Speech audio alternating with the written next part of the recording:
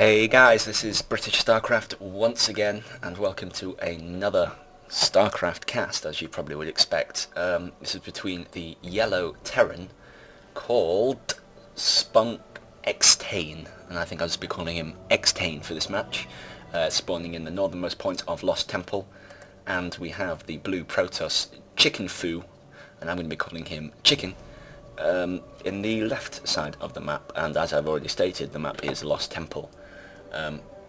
What's interesting about the way they've spawned is that the Terran or the Protoss can very easily wall in here.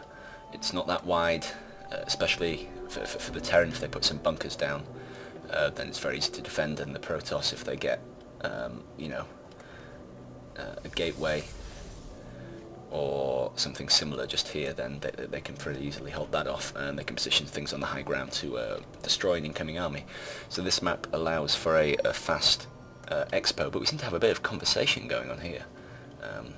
I mean, this is a diamond level game. I should tell you, it's replay I actually got belongs to Xtain, and that was off d2tgamer.com, which I urge you to go and check out. It's a very nice place to be.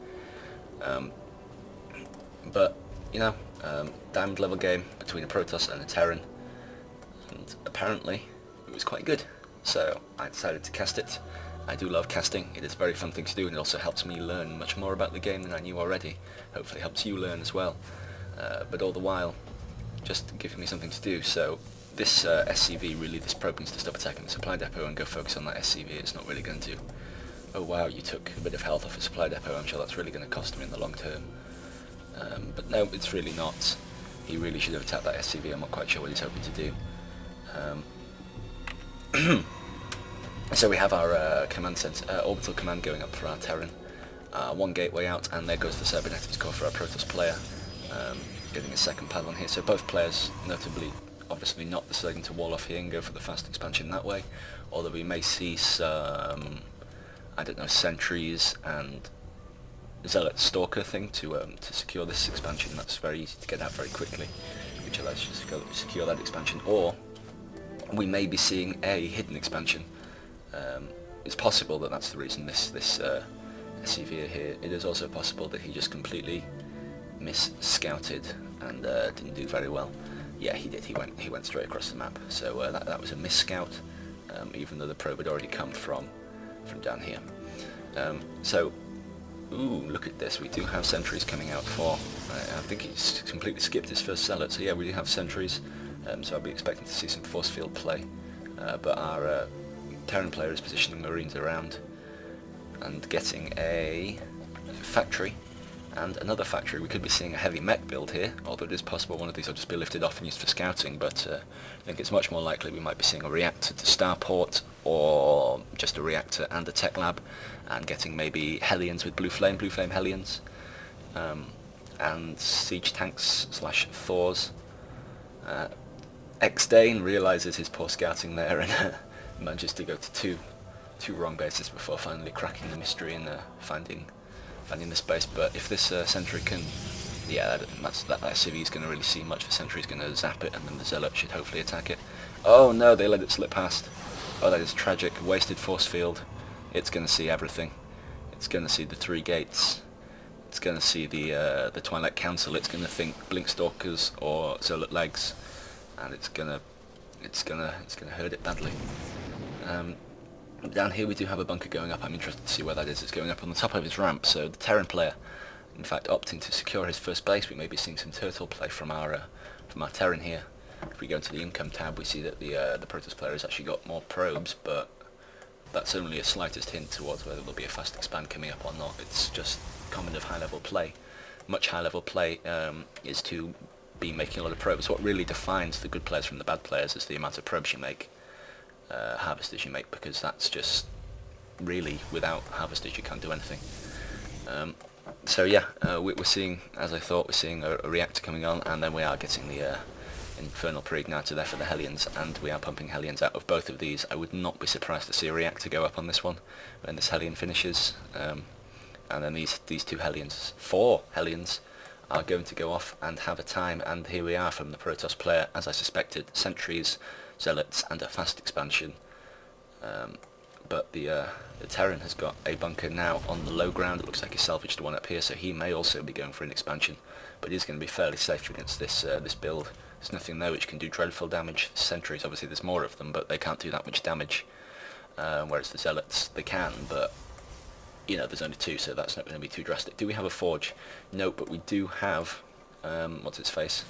One of these Templar Archives, which is going to be researching Psionic Storm, which means we will definitely be seeing some Templar play, which, you know, I mean, he's going to have to cancel that expansion actually. These Hellions rushing in, the Scout going up, that expansion should probably get cancelled.